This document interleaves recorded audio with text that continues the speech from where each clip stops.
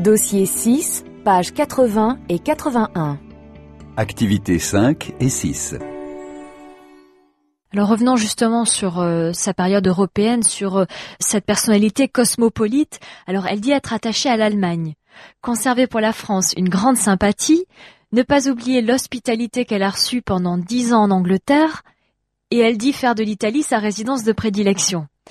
Malvida ne reste-t-elle pas un symbole de l'Europe d'hier et d'aujourd'hui ? Oui, on ne peut pas mieux le dire que Malvida elle-même dans cette citation que vous venez de rappeler. En fait, il est évident que pour la génération de Malvida, il s'agit de l'Europe des nations. Ce n'est pas une Europe qui serait en deçà ou par-delà les nations. C'est vraiment l'Europe des nations, mais des nations qui s'émancipent du despotisme des régimes autoritaires. En Allemagne, la Confédération germanique, ces petits territoires gouvernés par des princes néo-absolutistes, la France du Second Empire. Pour cette génération, le libéralisme anglais apparaît en effet comme un exemple particulièrement prestigieux, quoique Malvida von Meisenbuch soit en même temps très choquée par certains aspects qu'elle juge très durs du système social et du libéralisme économique en Angleterre. Et puis c'est l'époque où l'Italie est en train de bâtir et de réaliser son unité nationale et de fonder de nouvelles institutions avec le royaume d'Italie et Victor Emmanuel Ier et Victor Emmanuel II. Cette traversée des nations en renouveau, en rénovation politique et culturelle fait de Malvida von Meisenbuch une représentante de ce sentiment européen qui est en même temps fondé sur des convictions patriotiques. Tous ces interlocuteurs, Alexandre Herzen est un grand patriote russe, Kossuth un patriote hongrois, Mazzini un patriote italien. Tous ces interlocuteurs pensent l'Europe comme le concert des nations émancipées du despotisme et en route vers une société plus juste et une prospérité équitablement répartie. Et c'est une idée intéressante parce que on voit bien qu'à l'époque, l'idée nationale que je distinguerai ici du nationalisme n'est pas du tout antithétique de l'idée d'Europe. Au contraire.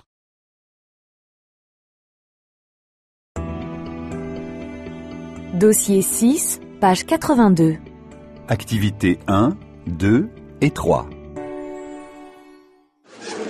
À Bruxelles, c'est un débat qui anime les commissaires européens, les journalistes et les intellectuels. Le multilinguisme est-il un pont ou une barrière dans le dialogue entre les cultures ? Est-ce que le fait de parler plusieurs langues est réellement un atout pour les citoyens européens ? Leonard Orban est le commissaire européen pour le multilinguisme. Il est roumain et parle 4 langues. Shada Islam, elle, est journaliste. C'est une analyste confirmée à l'European Policy Center de Bruxelles, un groupe de réflexion indépendant qui se penche sur la question de l'intégration communautaire. Shada Islam est pakistanaise et multilingue. Dans cette édition d'Agora, tous deux s'interrogent en quoi les langues rapprochent-elles les Européens alors que les identités nationales, la peur de l'anglais uniformisé, peuvent être des barrières au multilinguisme. Je voudrais dire qu'automatiquement, le multilinguisme est un pont. Plus vous parlez de langues, plus vous pourrez atteindre les autres personnes, vous connecter avec elles.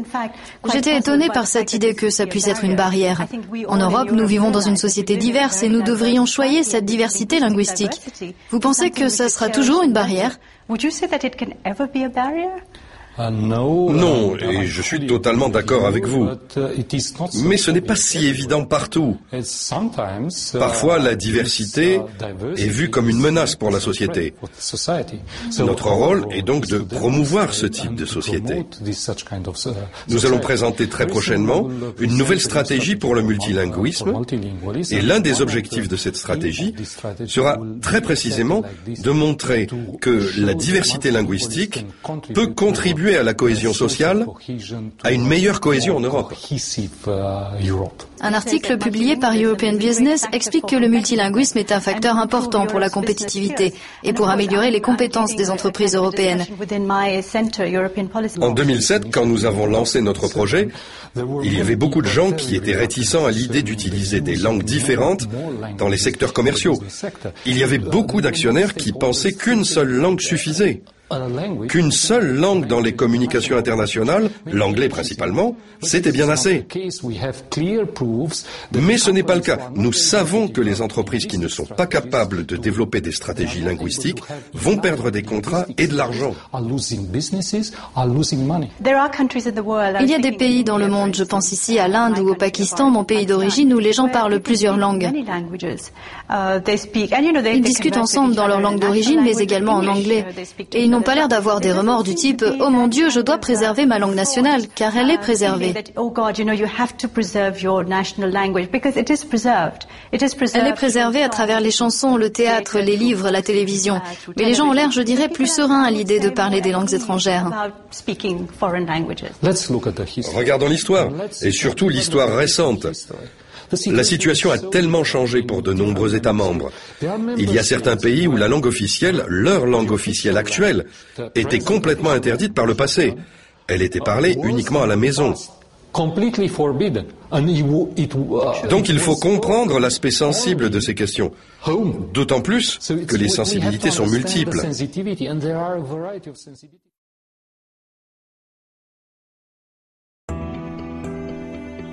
Dossier 6, page 84. Activités 1 et 2. Alors, avec l'entrée en vigueur du traité de Lisbonne, on referme la page de presque 15 ans de négociations institutionnelles, finalement. Hier, on entendait tous les leaders européens qui disaient maintenant c'est fini, on en a ras-le-bol de l'institutionnel, c'est fini pour très longtemps. Pour 15 ans, disent certains. L'Union peut vivre réellement avec le traité de Lisbonne, quel que soit l'élargissement qui s'annonce ? Oui, parce que ce traité est conçu pour ça. On sort maintenant des calculs d'épicier pour savoir combien de voix pour quel État. On a maintenant un système qui est durable, qui va permettre à l'Union européenne d'affronter des élargissements sans qu'il y ait à chaque fois de nouveaux arbitrages et de nouveaux calculs. Je crois que maintenant, ce qui compte, c'est le développement des contenus, des politiques. Je crois que ça a été une erreur, finalement, d'orienter depuis 10 ans entièrement le débat sur les questions institutionnelles, parce que finalement, c'est pas essentiel et les citoyens s'en fichent éperdument. Ce qui est important maintenant, c'est que l'Union européenne montre à nouveau qu'elle a une utilité en tant que telle, que l'Union, on fait pas l'Union pour faire l'Union parce que c'est joli, on fait l'Union parce qu'il y a un besoin de mener un certain nombre de politiques à l'échelle des 27 plutôt qu'à l'échelle nationale, en matière de lutte contre le terrorisme, de gestion des flux migratoires, de crise énergétique, de réchauffement climatique, de réforme de la politique agricole commune. Il y a toute une série de dossiers qui sont maintenant tout à fait prioritaires et il va falloir que toutes ces personnes arrivent à relancer des politiques autour de ça, des réformes, pour finalement refaire la preuve que l'Union européenne sert à quelque chose. Et une fois qu'il y aura de nouveau des contenus dans les politiques, on pourra toujours discuter d'une éventuelle réforme des traités, adoption d'une constitution ou que sais-je.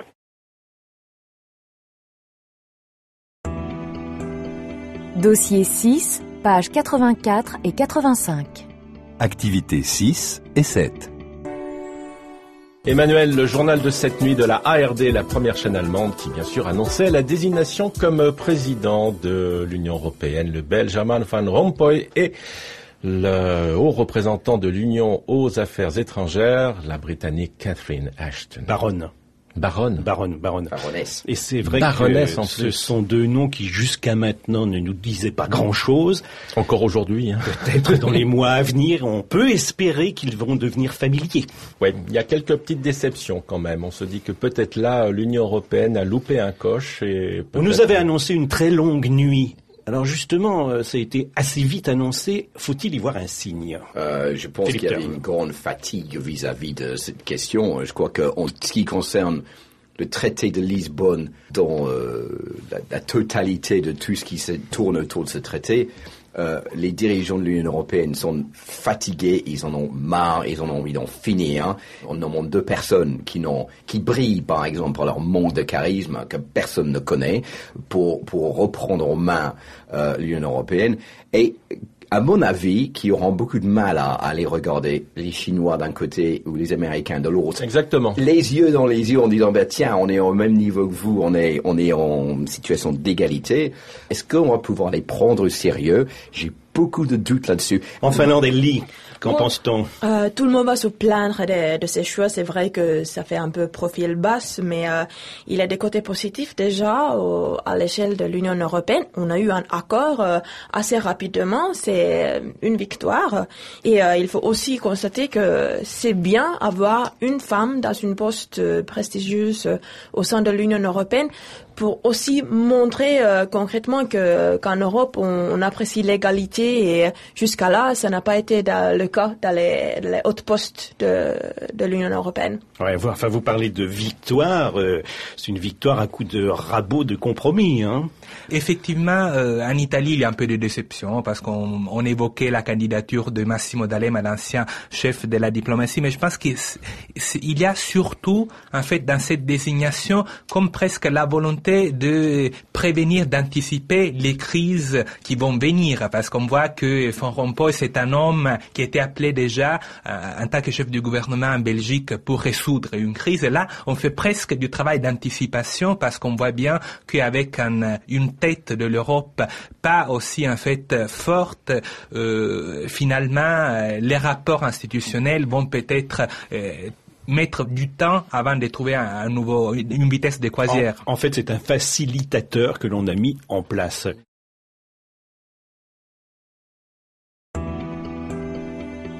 Dossier 6, page 85. Activité 9. Vous savez qu'on part très loin avec Transeuropéenne, même au Japon. Au Japon? Oui, parce que normalement, nous avons avec nous, pour l'Europe à la une, Ana Navarro Pedro du magazine portugais Visão. Je la voyais pas autour de la table ce soir. Elle est à Tokyo. Ana Navarro Pedro, konnichiwa. Ana Navarro Pedro, avant que l'on se quitte, comment voit-on l'Europe depuis Tokyo? Alors, on la voit très, très, très loin, mon pauvre ami. L'élection de notre nouveau cher président n'a pas excité les foules, ni la presse non plus d'ailleurs. Et puis nous avons pour le très influent journal quotidien Asahi Shimbun, le plus influent du pays, 12 millions d'exemplaires vendus chaque jour. Et lui, il développe un peu plus et il déclare caduque la vieille boutade de Henry Kissinger aux États-Unis, qui disait d'un ton un peu surplombant, l'Europe, quel numéro de téléphone? Alors maintenant, il paraît que depuis le Japon, il y aura un numéro de téléphone en Europe. Obrigado, Anna. Arigato.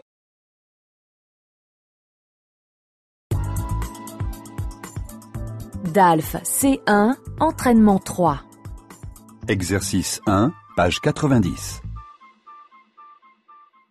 Comment ouvrir les filières d'élite au plus grand nombre? Comment relancer l'ascenseur social par l'éducation? Voilà quelques-unes des questions que se posent les meilleurs spécialistes mondiaux du sujet, réunis jusqu'à demain en colloque à Sciences Po Paris. À l'initiative de cette rencontre, Emmanuel, la sociologue Agnès Van Zanten, qui est avec nous dans ce studio. Et oui, elle s'est éclipsée de ce colloque et on l'en remercie pour France Info. Agnès Van Zanten, sur cette question de l'ouverture sociale des écoles qui forment l'élite, on sait une chose, en France, on la martèle depuis des années, les ministres la martèlent parmi les premiers d'ailleurs, ils disent voilà, il y a moins d'enfants d'ouvriers dans nos grandes écoles qu'il y a 30 ans. Je crois que c'est un fait qui est assez indiscutable, mais comment font les autres pays? Est-ce que cette difficulté d'accéder à l'élite, on la voit dans d'autres pays comparables à la France?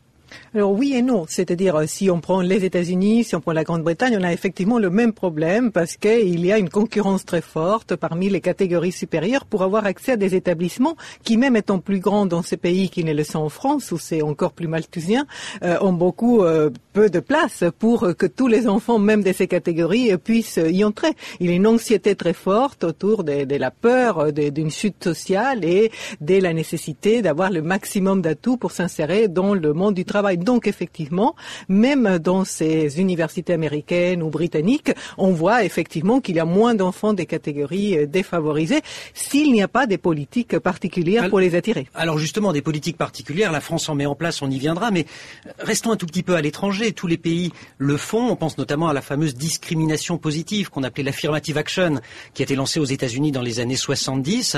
Ça marche pas? Est-ce qu'il y a des endroits où on y arrive mieux?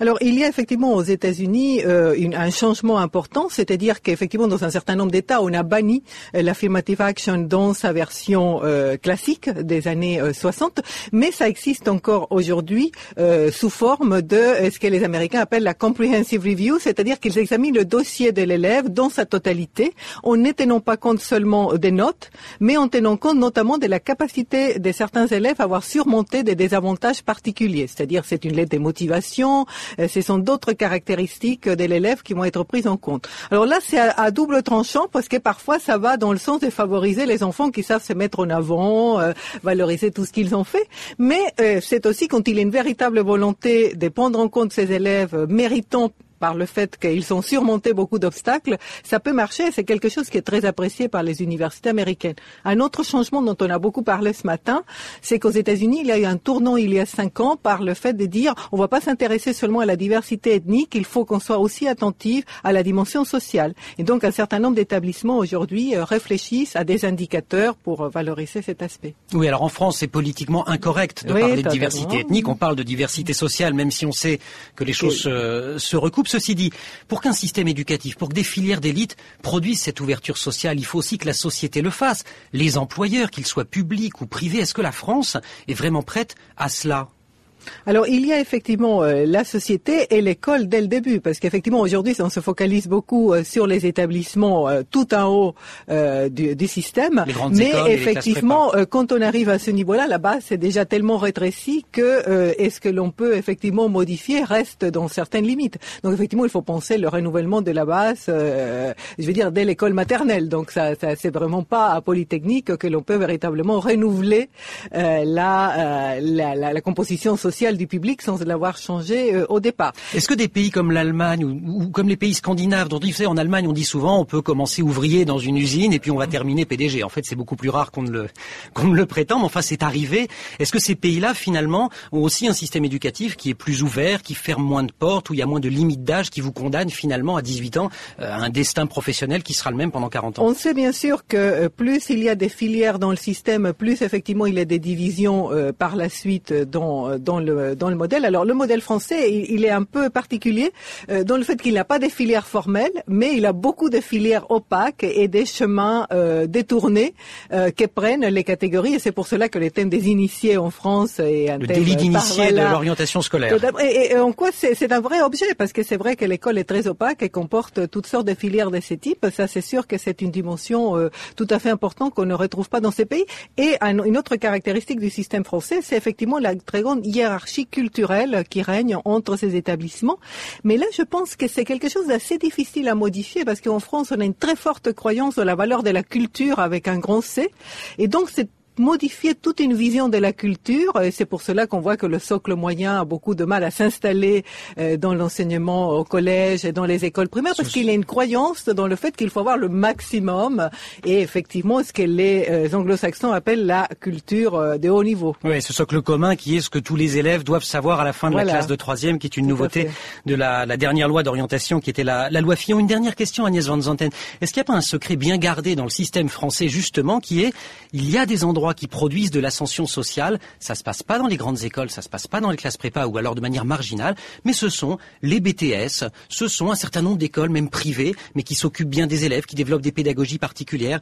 Voilà, est-ce qu'il n'y a pas des filières? C'est vrai que c'est pas spectaculaire, on ne devient pas PDG ou ministre, mais on progresse socialement. Oui, le regard est totalement polarisé, soit vers le haut, avec les établissements d'élite, soit vers le bas, vers les écoles ghetto.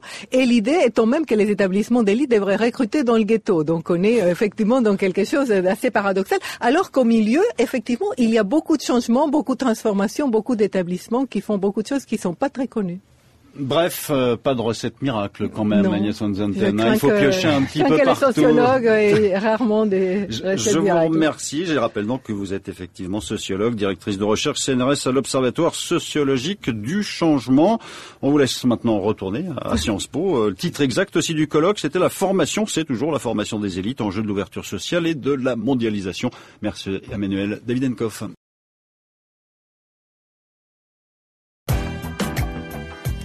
Exercice 2, page 91. Document 1.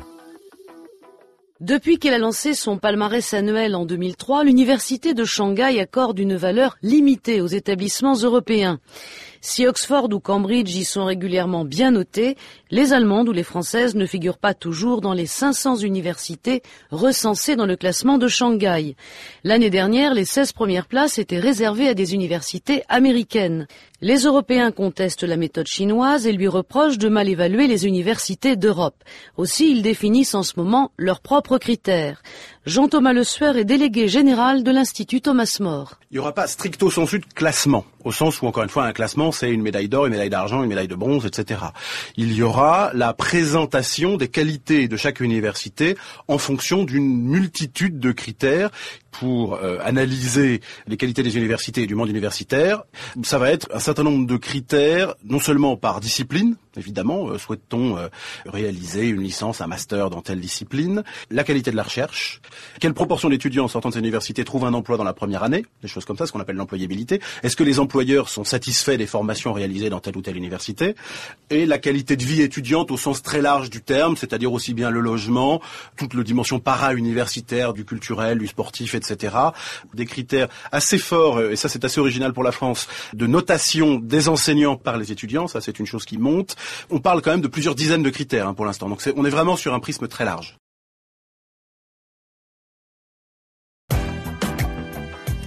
Exercice 2, page 91.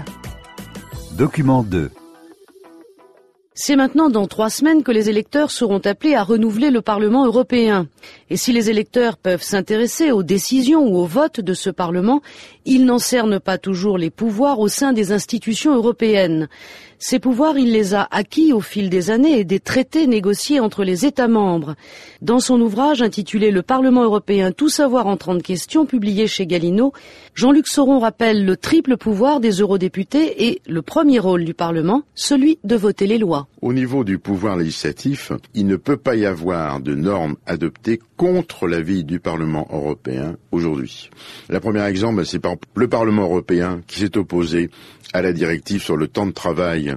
Le gouvernement britannique souhaitait une directive permettant des dérogations importantes et des heures de travail par semaine très fortes. C'est le Parlement européen qui s'est opposé à ça.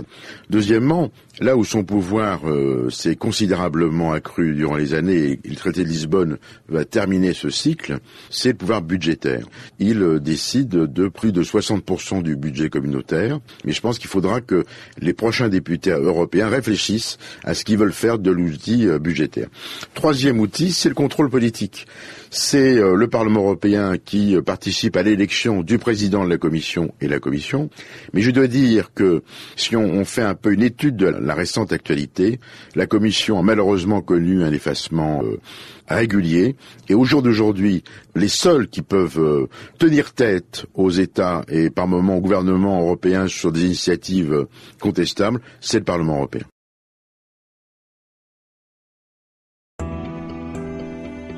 Dossier 7, page 97.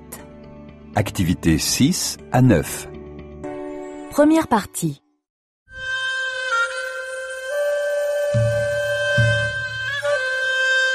Ce train qui file entre Séoul et Daegu et dont le terminus est Busan ressemble à quelques détails près au TGV français. Il roule à 300 km/h comme le TGV. Pourtant, ce train n'est pas le TGV, c'est le KTX, le Korean Train Express, le train à grande vitesse coréen. Si à première vue, le doute est possible, c'est que le KTX est de la famille des TGV. C'est la France qui a appris à la Corée à maîtriser la grande vitesse au travers du plus important transfert de technologie jamais effectué entre deux pays. C'est la société Eukorail, créée à Séoul par Alstom, qui a été chargée de superviser à la fois la construction des rames du KTX et d'assurer le transfert de technologie. Marc Chatlar est le président d'Eukorail.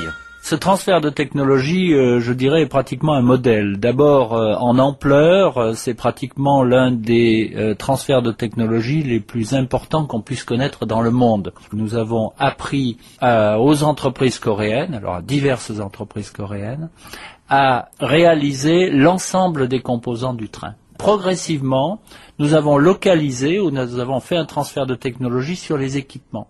Et donc, en fait, on voit apparaître quelque chose qui est progressif, c'est-à-dire les 12 premières rames sont très françaises, Les rames 13 à 17 sont un peu moins françaises, un peu plus coréennes, et progressivement, l'ensemble devient coréen, et en fait, le but était que la 46e rame soit entièrement coréenne, et c'est le cas. Donc c'est un transfert de technologie remarquable, et je dirais que nous avons joué le jeu, nous avons transféré au total 350 000 documents. Nous avons formé 1000 Coréens qui ont été formés en France, dans nos usines ou dans certains de nos bureaux d'études. Et nous avons amené en Corée plus de 400 personnes, des formateurs, qui ont formé en fait les entreprises coréennes. L'ensemble de ce processus a abouti à faire que l'industrie coréenne est capable de réaliser le TGV coréen. Deuxième partie. Les Japonais et les Allemands veillent jalousement sur leurs secrets. Est-ce que la France, elle, ne joue pas avec le feu en transférant son savoir-faire? Certes, le KTX est un train d'une technologie datant de 1994 et depuis les TGV ont connu des modifications, mais en 10 années, les Coréens ont acquis une technologie qui a demandé 50 ans de travail aux ingénieurs français. On connaît l'expérience des chantiers navals. Les chantiers coréens ont les carnets de commandes remplis pour plusieurs années, alors que ceux des chantiers français sont vides. Est-ce qu'un scénario identique peut se reproduire dans le domaine ferroviaire? Marc Châtelard. Les coûts de main-d'œuvre en Corée augmentent chaque année beaucoup plus que l'inflation. C'est-à-dire qu'on constate une augmentation des salaires entre 8 et 12%. Alors que l'inflation est aux alentours de 3 à 4%. C'est-à-dire que tous les ans, la Corée perd 8% de compétitivité par rapport aux autres pays du monde. Ce qui a été possible il y a des années avec une main-d'œuvre pas chère dans le cadre des chantiers navals, me semble aujourd'hui beaucoup plus illusoire avec les coûts qui ont augmenté en Corée.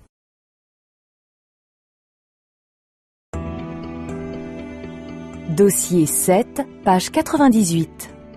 Activités 3, 4 et 5. Document 1. L'estampille Louvre est-elle monnayable, telle une vulgaire griffe de haute couture? Et surtout, est-il normal qu'une institution publique accepte de se dessaisir de ses collections contre espèces sonnantes et trébuchantes? C'est la question que tout se pose au moment où le Louvre négocie avec l'émirat d'Abu Dhabi l'ouverture d'une annexe et le transfert de certaines de ses pièces pour une somme estimée à 500 millions d'euros. Les détracteurs du projet, eux, craignent que sous couvert de prêt à long terme, ces œuvres ne soient en fait vendues à l'étranger. Henri Loirette, le président du Louvre, répond à ces accusations et assure que son institution ne peut être absente du mouvement d'internationalisation des grands musées. Pour mémoire, il faut rappeler que le Guggenheim a ouvert des antennes dans plusieurs villes du monde, dont Las Vegas et prochainement Abu Dhabi. Le British Museum, quant à lui, vient de signer un accord de coopération avec le musée de Pékin. Mais ce mouvement concerne aussi les musées français, puisque le Centre Pompidou vient de conclure un accord d'implantation à Shanghai. Quant au très chic musée Rodin, il aurait vendu son nom et son expertise à São Salvador, au Brésil. Document 2. Quand on lance une grande exposition, quelle qu'elle soit, c'est toujours des budgets considérables. L'État finance en partie ces expositions. Maintenant, l'argent du ministère n'y suffit plus parce que ce sont devenues d'énormes opérations qui ressemblent à des montages de films. Et par conséquent, il y a l'intervention d'un mécénat spécifique pour telle ou telle opération. Mais encore une fois, nous travaillons dans le cadre de prêts d'œuvres limités à 3 mois, 4 mois, 5 mois maximum dans le cadre d'une opération, dans le cadre d'une manifestation culturelle destinée à tout de même à toucher un grand public, à faire, si j'ose encore utiliser ce terme, à faire accroître les connaissances. Alors que dans le cas d'Abu Dhabi, il s'agit d'une opération strictement commerciale de location d'une énorme partie du patrimoine français à un lieu extrêmement improbable et pour 700 000 habitants dans un but culturel dont je n'arrive pas à voir la finalité. Si la France n'est pas en mesure de garder l'intégrité de ce patrimoine et comme une espèce de vieille dame ruinée est obligée d'aller la mettre au clou à Abu Dhabi en mettant au clou ses derniers trésors, je crois qu'effectivement nous sommes dans une très mauvaise passe.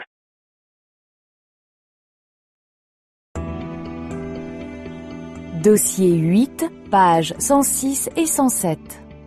Activités 5 et 6. Je voudrais vous donner à entendre un texte de Paul Morand lu par lui Sur l'automobile en 1900, l'enregistrement est du 22 octobre 1966. Paul Morand. La France entière frissonnait d'une émotion démocratique et sportive. On abandonnait le cheval aux nationalistes, le crottin aux réactionnaires. On rencontrait encore trop peu de chauffeurs sur les grands chemins pour les traiter d'écraseurs. Les sénateurs seuls protestaient, demandaient en vain au ministère de l'Intérieur d'interdire ces jeux de cirque, disant à la tribune qu'il faudrait bientôt prévoir des cimetières spéciaux pour automobilistes le bord des routes. L'automobile à pétrole était réservée au tourisme. Valérie Larbaud me disait un jour, les automobilistes appartenaient comme à une seule grande famille, et quand on se croisait sur les routes, on se saluait. Dans Paris ne circulaient en 1900 que les voitures électriques, des coupés criégères, énormes chars, ravissants et silencieux, conduits par des cochers depuis peu transformés en chauffeurs, ayant gardé le chapeau haute forme, à cocarde sur la tête. Les marchands de chevaux, Bartlett, Chéry, le Tattersall, tous habitaient mon quartier, regardaient avec mépris ces véhicules malodorants qui peu à peu allaient les éliminer sans qu'ils s'en doutassent et les rejeter au-delà de l'étoile du côté de Neuilly. C'est une folie qui passe, disait-il. On leur répondait, nous, les jeunes, avec mépris, aveugles.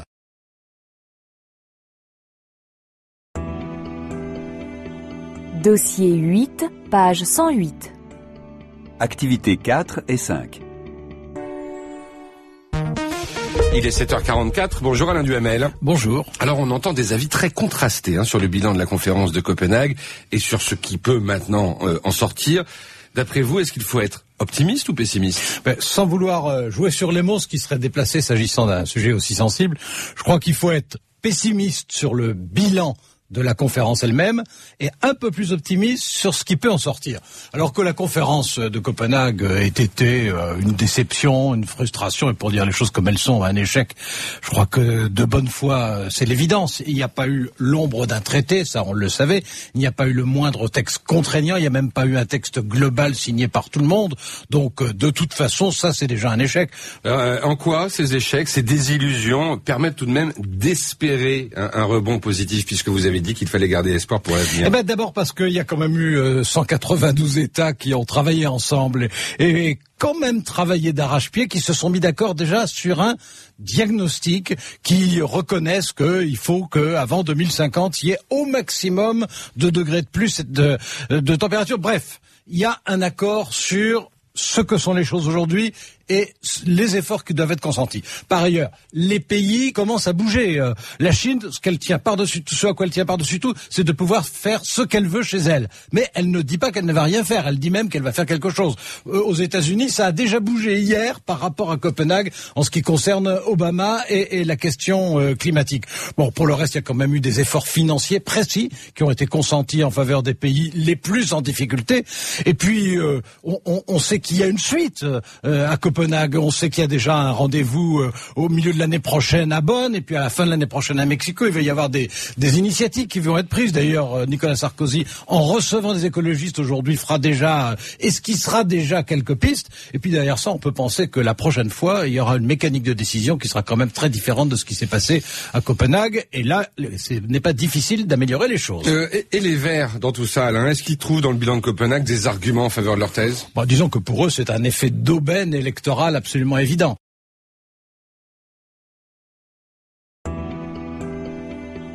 Dossier 8, page 109. Activités 9 et 10. C'est donc au sud de l'Amérique latine, en Argentine, que nous partons d'abord. Nous sommes sur un petit chemin à travers champs, au milieu des oiseaux, vous l'entendez, à 120 km de Buenos Aires. Nous allons avec vous, Marine, à Gaïa. Eh bien, quand on arrive à Gaïa, on a vraiment l'impression d'arriver au village des Schtroumpfs, sauf que les maisons ne sont pas faites dans des champignons, mais avec un mélange de terre, de paille et de sable, et des toits de chaume, de jolies petites maisons arrondies avec des dessins faits avec de la mosaïque sur les murs. Il y a 12 habitants à Gaïa, des couples et des familles avec enfants qui vivent dans ces maisons écolo entièrement naturelles. Chaque famille a sa propre maison, mais dans laquelle il n'y a que des chambres, un salon et des toilettes. Tout le reste est est en commun, la bibliothèque, les douches, la cuisine, la salle à manger et bien entendu la voiture que l'on partage. Le but, bien entendu, c'est de faire des économies d'énergie. Le village est autosuffisant, il produit ce qu'il consomme grâce à des panneaux solaires et à des éoliennes de toute dernière génération. S'il n'y a pas de vent ni de soleil, les habitants disposent d'une réserve de 10 jours. On a toutes sortes d'appareils électriques. On a des ordinateurs, on a Internet en pleine campagne, on a de la musique, un frigo, un lave-linge, un sèche-linge, tout. Mais on ne peut pas consommer plus que ce que l'on produit. On fait un usage conscient de l'énergie et surtout, on prend en charge notre propre consommation et ça a une vraie valeur. Les habitants de Gaïa veulent faire profiter de leur expérience aux autres et transmettre en quelque sorte la bonne parole, être une source d'inspiration pour d'autres personnes. Gaïa, c'est un village témoin pour prouver que c'est possible de vivre en respectant la nature.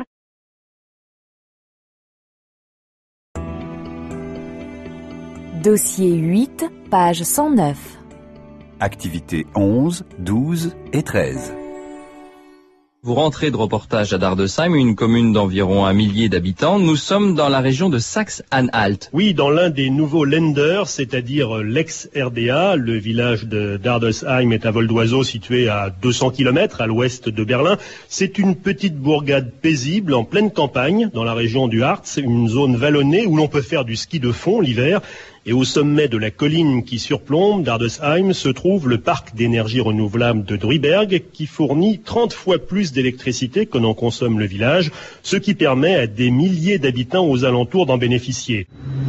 Ces éoliennes, c'est le symbole de Dardesheim, mais plus globalement, Bertrand, dans ce village, tout fonctionne à l'énergie propre. Oui, et le coup de génie de ce village assez isolé, c'est d'avoir parié sur les énergies renouvelables à une époque où peu de gens en comprenaient l'utilité. L'autre idée majeure, c'est le développement d'un projet global, pas seulement un parc d'éoliennes, mais aussi des panneaux solaires sur les toits des bâtiments publics avec des compteurs qui indiquent en temps réel la quantité d'énergie produite. On voit même parfois une petite voiture à moteur électrique, une Trabant du temps de la RDA, mais munie de capteurs solaires sur le toit. La municipalité utilise aussi la biomasse, l'énergie hydraulique avec des citernes remplies grâce à des pompes alimentées en électricité par les éoliennes. Tout un éventail d'énergie renouvelable devenu progressivement le véritable fonds de commerce du village. Comment ce volontarisme politique est-il perçu par les habitants du village, Bertrand ? En fait, beaucoup d'entre eux constatent d'abord les résultats sur le plan économique. La commune qui vend son électricité à toute la région a vu sa situation financière s'améliorer considérablement. Les équipements publics sont impeccables, les rues et les trottoirs souvent neufs, mais en contrepartie, il faut accepter de vivre à proximité des éoliennes qui ont évidemment transformé le paysage. Sur le plan esthétique, les avis apparaissent donc assez partagés, mais la plupart des habitants se sont finalement habitués à cette forêt d'éoliennes sur la colline, et certains en sont même assez fiers, comme cette Française, Astrid, qui habite une maison à l'orée du village. J'étais déjà là quand le parc des éoliennes a été construit. Tout le monde n'était pas d'accord avec la construction. Je pense que maintenant tout le monde a accepté et franchement je me suis bien habituée et ce que je pense aussi c'est qu'à une certaine époque on a bien réussi à s'habituer aussi aux pylônes électriques qui sont pas très jolis. Alors là pour une fois c'est vraiment quelque chose qui va protéger l'environnement donc je pense qu'on peut vivre avec.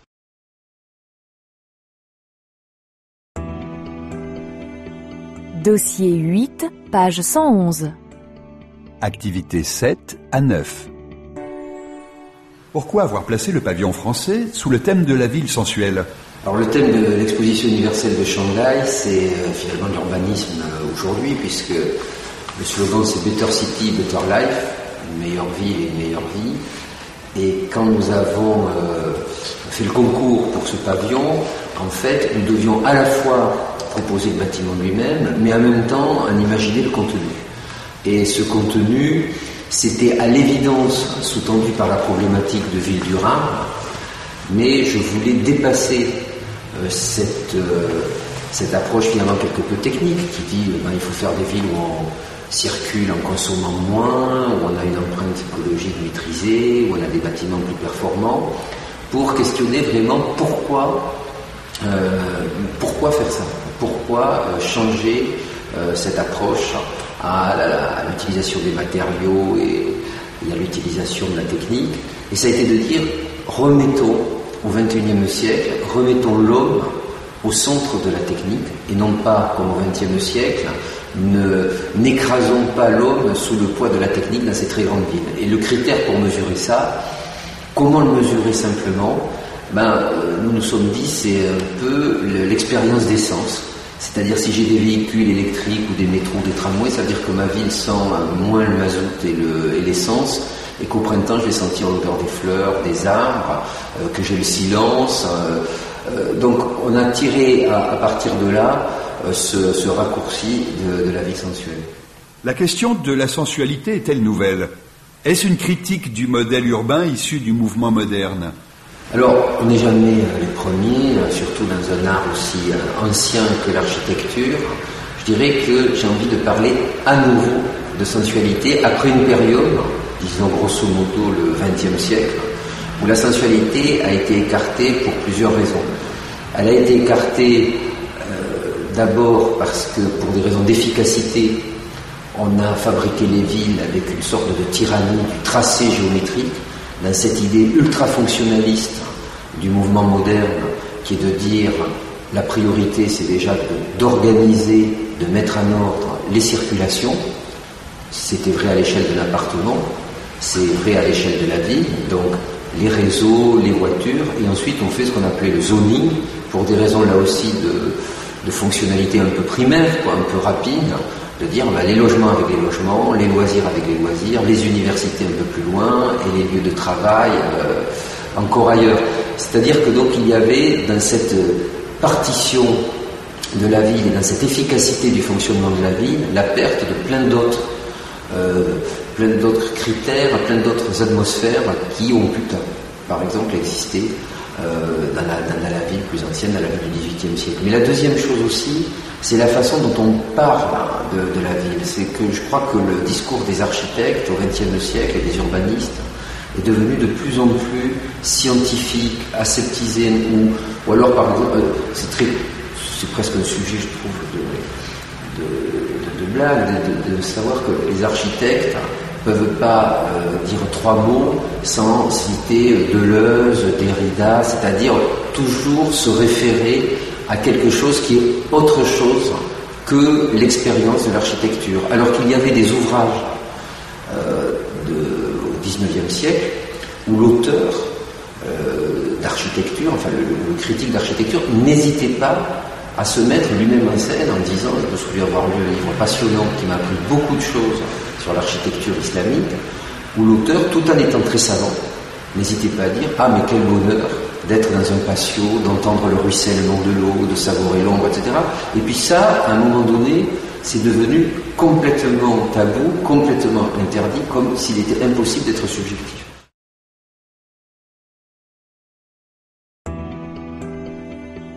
Dossier 8, page 111. Activité 11. Alors, il y a dans ce raisonnement-là, heureusement, deux réponses qui sont des réponses importantes. D'abord, on a des progrès absolument considérables devant nous dans l'efficacité qu'on fait de l'utilisation, qu'on fait des ressources énergétiques, alors, le recyclage, etc. Et on refait de la matière, on refait des produits avec le résultat de nos consommations. Et donc, je dirais, ça donne un espace de liberté.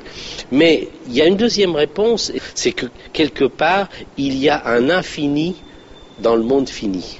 Il y a un infini d'expansion de l'aventure humaine, alors que au niveau des matières, on est limité, on est contraint. Le goût des autres, comme a dit une écrivaine, la culture, la connaissance, la communication sont des infinis. Et donc, l'aventure humaine dans ce siècle, elle va bifurquer.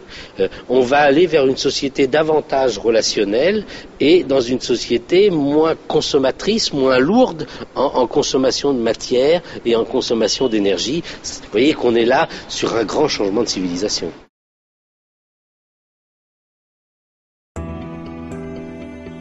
Dossier 9, pages 124 et 125.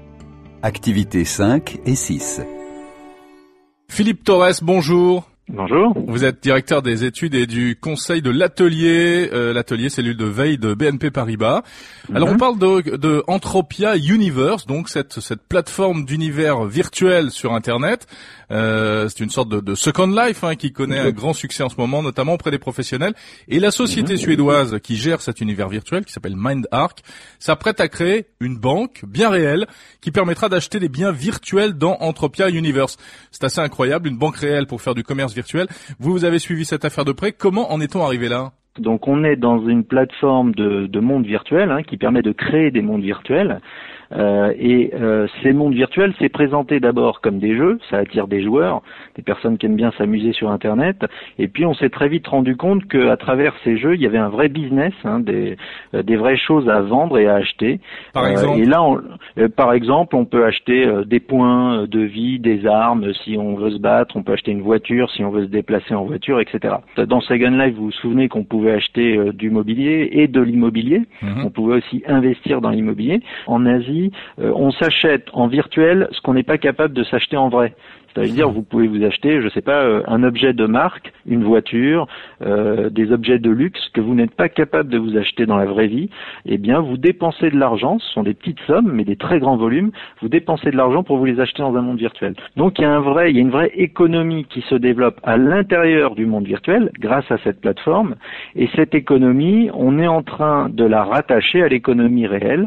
Effectivement, il y a l'autorité de régulation financière suédoise vient ou est en train de le faire, puisque c'est l'annonce dont on parle, va accorder une licence financière à MindArc qui va pouvoir créer donc une banque dédiée à échanger de l'argent en fait entre un monde virtuel et le monde réel. Mais alors une banque qui fonctionnera comment avec des cartes bancaires, des chéquiers, etc. Alors, dans un premier temps, elle va servir à une chose, c'est à échanger de la monnaie, puisque notamment dans un des mondes virtuels que vient de créer Entropia Universe, on utilise une monnaie virtuelle qui s'appelle le PED, P-E-D. Donc, pour $1, vous aurez un taux fixe de change qui sera $1 égale 10 PED, et avec ces PED, vous pouvez faire vos achats dans le monde virtuel. Et alors, il y a donc des entreprises très sérieuses qui dépensent de l'argent pour acheter des biens virtuels.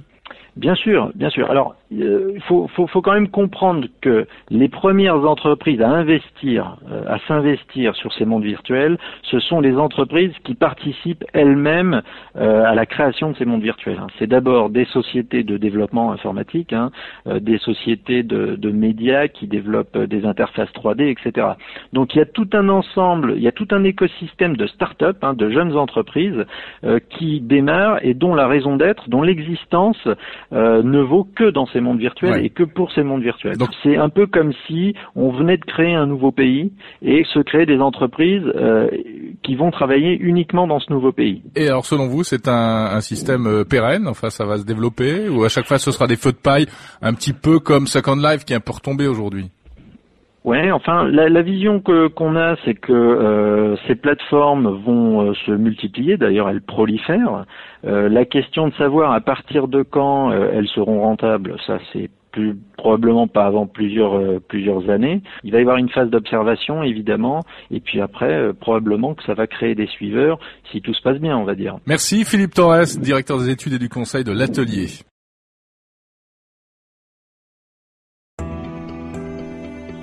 Dossier 9, page 125.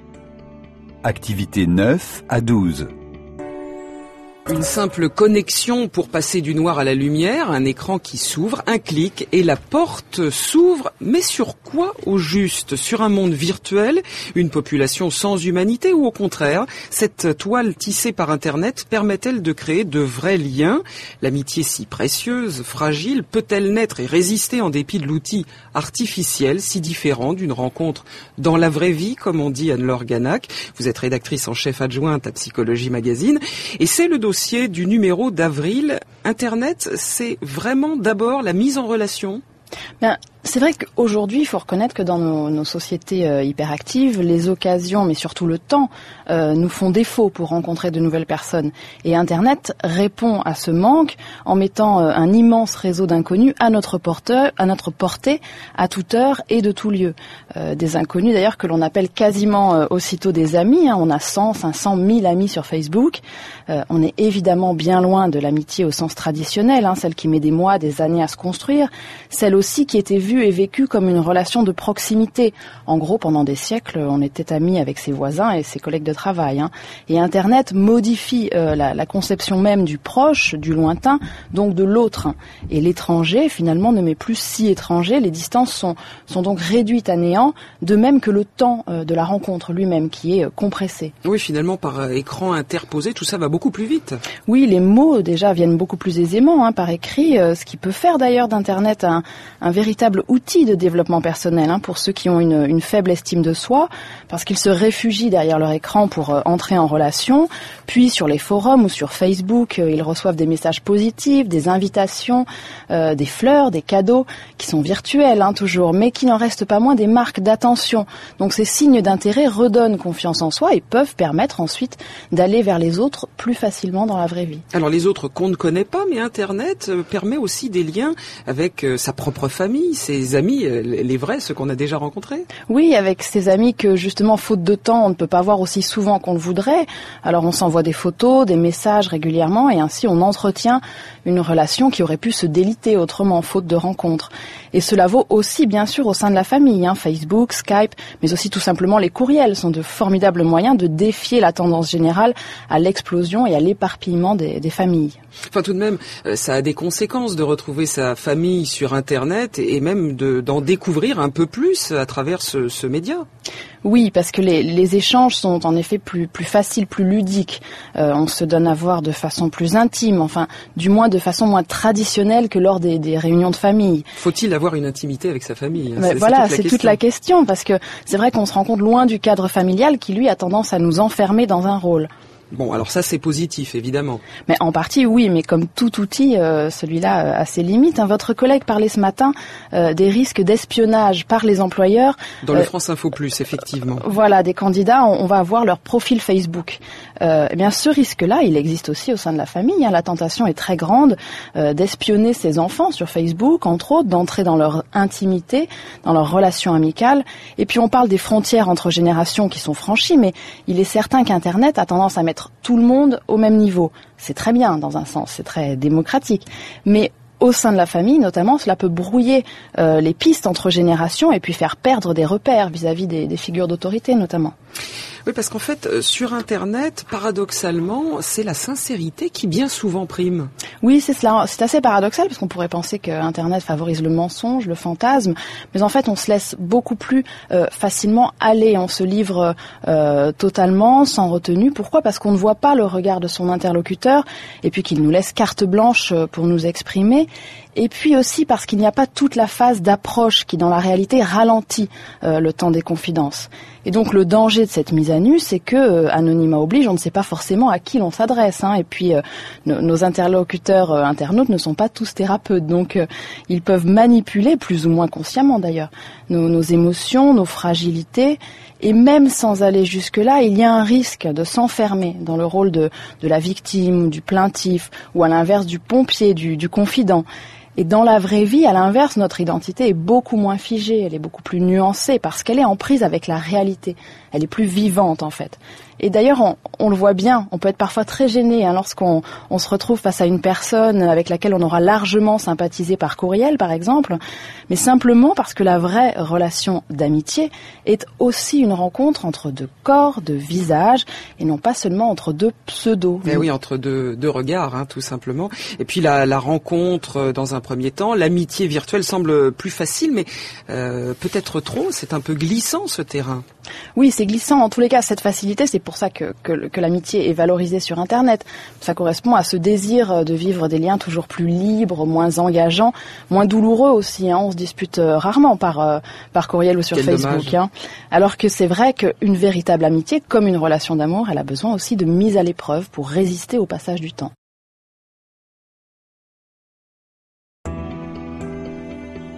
Dossier 9, page 126. Activité 1, 2 et 3. Bonsoir Thomas. Bonsoir Olivier. Directeur général adjoint de l'agence Reload. Alors vous nous proposez ce soir de nous faire violence, mais d'une certaine manière pour notre bien. Et pour cela, il y a une seule adresse, c'est le www.cpucou.com. Alors tout à fait, cpucou.com, c'est un site internet dont le principe est très simple. On vous propose de vous désabonner de Facebook, ce réseau social numéro 1 dans le monde, en un clic. Vous rentrez vos codes d'accès, votre identifiant, et le site Cpucou désactive votre compte automatiquement. Mais ça ne s'arrête pas là, sinon ce serait trop simple. Votre page personnelle sur Facebook est alors remplacée par une annonce expliquant votre suicide virtuel, le fait que vous soyez désabonné, et qui incite vos amis et vos contacts à en faire de même. Le site propose également une carte du monde avec une cartographie de tous les suicidés digitaux, tous ceux qui ont disparu de Facebook, tous ceux qui ont choisi de se désabonner de cette manière un petit peu radicale. Alors c'est pour ça que ce site s'appelle Seppuku, puisque c'est le fameux harakiri des guerriers japonais. Est-ce que ça veut dire, Thomas, qu'il y a une montée en puissance anti-Facebook ou anti-Internet en ce moment ? Oui, il y a quelque chose qui est en train de se passer, Olivier, effectivement. Le message sous-tendu par ce site est très provocateur. Il est même explicite. D'ailleurs, le site explique très clairement que les guerriers japonais pratiquaient, comme vous le disiez, le rite du suicide seppuku, qui est comparable au harakiri, pour ne pas avoir à obéir, dans la tradition japonaise, à un ordre qu'ils trouvaient immoral et qui leur était donné par leur maître. Alors le maître d'aujourd'hui, c'est sans doute représenté ici de manière très explicite par les nouveaux maîtres du monde, les mastodontes du net comme Google ou Facebook, et de leur montrer que les internautes ont encore leur mot à dire dans le débat sur la liberté, la conservation des données personnelles aujourd'hui sur Internet, notamment à des fins publicitaires. Et les créateurs du site n'en sont d'ailleurs pas à leur coup d'essai. Il s'agit d'un groupe d'activistes et d'artistes italiens qui sont coutumiers du fait. Et alors, est-ce que cette volonté de retrouver un peu de liberté vis-à-vis de son clavier, ça atteint aussi la France ? Oui, il s'agit d'un phénomène mondial. La France est peut-être un peu moins touchée pour le moment. Si on en croit la carte du site cpucou.com, il n'y a pas encore beaucoup de gens qui se sont désabonnés de Facebook en passant par ce site. Mais ça ne saurait tarder, à mon avis. Quelque part, il y a une vraie montée en puissance du sentiment d'envahissement par Internet et les nouvelles technologies. On en a déjà parlé dans cette chronique, mais en France comme ailleurs, se multiplient des journées sans connexion Internet, ou alors la tendance à effacer des contacts de sa liste d'amis. Et le mot utilisé en anglais pour ça, le mot c'est unfriend, littéralement en français supprimer un ami, et ce mot a même été désigné mot de l'année aux États-Unis par le dictionnaire de la New Oxford Society. C'est un signe. Eh bien voilà, zigouillez votre page Facebook grâce à ce site seppuku.com, site dégoté par Thomas Jamet, notre blogueur du mardi. Merci Thomas.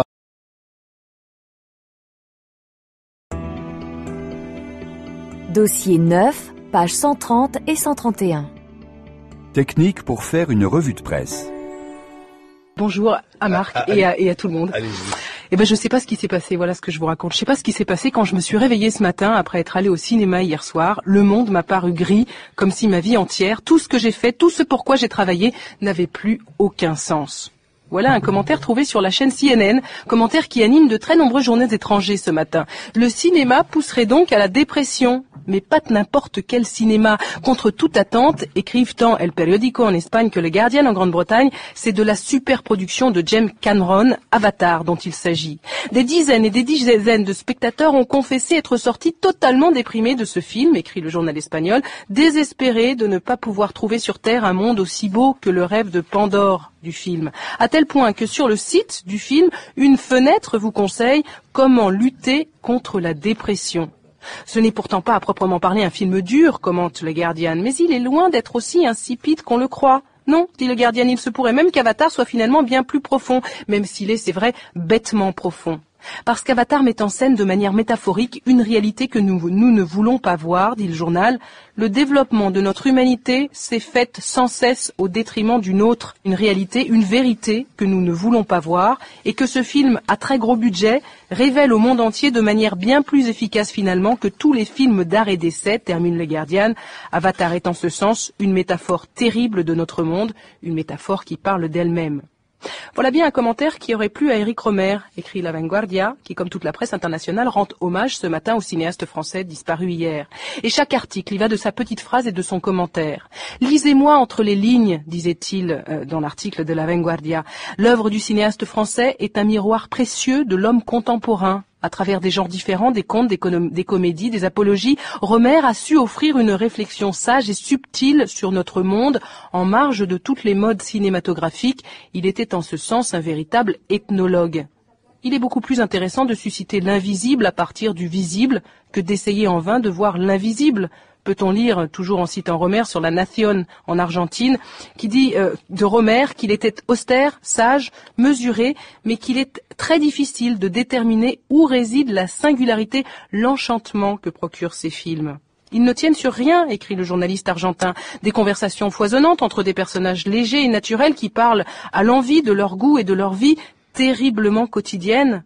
Comme dans la vie réelle, ça peut paraître absolument ennuyeux, trivial même. Mais c'est cela qui est passionnant, parce que Rohmer, dit le journaliste argentin, y perce la poésie de nos quotidiens. Et le China Daily rend également hommage à cette carrière impressionnante d'un cinéaste qui n'a pas convaincu tout le monde. Certains pouvaient ressentir une forme de léthargie et d'ennui profond devant ces films, comme si l'on regardait la peinture séchée. Mais c'est parce que ces contes, notamment, s'occupaient moins de l'action des personnages que de leurs pensées pendant qu'ils mènent cette action. Parce que Rohmer était un érudit avant tout, écrivent les commentateurs britanniques, un philosophe, un rhéteur, titre le Guardian, et surtout un allié de la jeunesse. C'est exactement comme ça qu'il faut prendre son dernier film, Les Amours d'Astrée Céladon, une fantaisie pastorale qui offre une réflexion sur la vraie vie de la jeunesse. Pas une jeunesse brillante, sexy, drôle et impertinente comme on la voit dans les films d'Hollywood, non, mais une jeunesse vulnérable, fragile, inconstante et pleine de tentations. Mon premier Rohmer, confesse le journaliste britannique, je l'ai vu avec ma copine dans les années 80.